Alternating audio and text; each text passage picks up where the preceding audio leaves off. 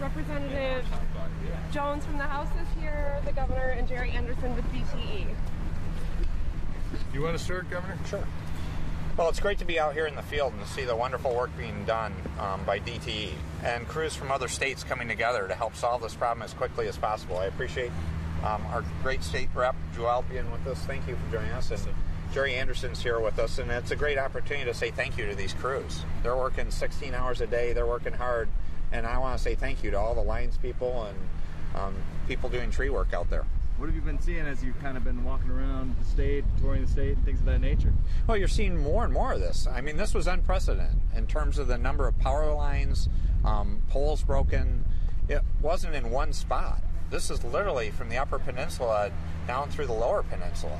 So we probably at one point had close to a third of the state out in terms of electrical access. So it's great to see it being restored as quickly as possible. So a big part of the message now is let's try to take care of one another. So this is what I'd really emphasize to people.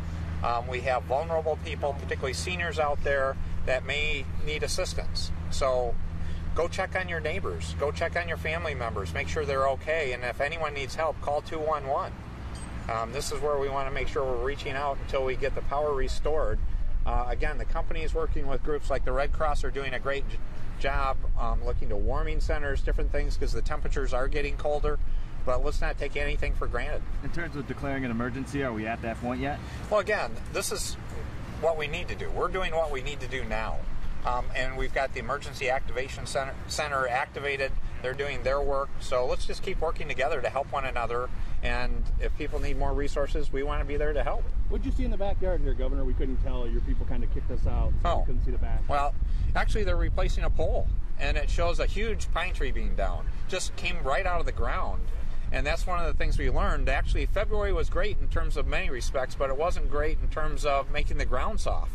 So when those winds came through, trees just pulled right out of the ground and took out the power lines, took out a good chunk of the power pole. So they're doing a pole replacement back there.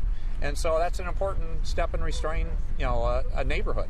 And of course, Governor, people, they're very frustrated after all of this. What's your message to those people who are getting kind of fed up? Well, people are working really hard, and let's communicate well and try to provide good information. Again, that's where I want to actually commend our utilities, DTE, consumers, the other local utilities, the people out there working. I mean, think about working out there for 16 hours doing this kind of work, bringing in crews from all over. So we've got the people doing the work, and we just ask for people's patience, and if people need help, call 211. And let's ask neighbors to help one another, and we're all here to help one another.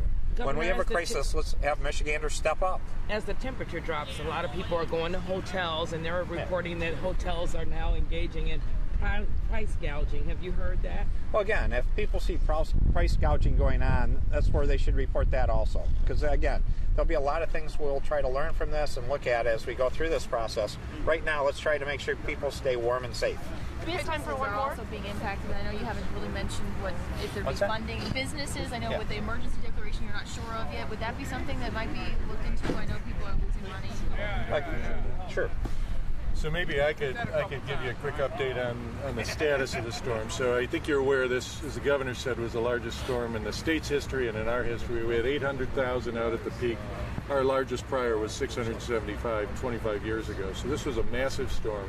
We're making good progress. As of 7 o'clock this morning, we had 400,000 of the 800,000 restored. And I have to tell you, one of the things that really helped us on that was our smart meters, because we were able to get a picture of this crazy array of damage much more quickly than we would have. So good progress, but we still got 400,000 customers out as of first thing this morning. Our goal today is to get another 200,000 restored. We hope better than that, so that we'd have a couple 100,000 or less by tonight. We do have businesses out. We do not have a large number of major employers with centers out, so that was fortunate. We sometimes get major assembly plants and so forth down. Not as much of that, but we do have businesses out, and we know we're working hard to get them back as quickly as we can. We have 3,500 people that are part of the effort. We have 1,400 linemen, half from Michigan, half from 6 adjoining states. We have 1,000 people with chainsaws in their hands working on all these downed trees, 700 from Michigan and the balance from out of state. And we've got about 1,000 of our employees out in the field on public safety.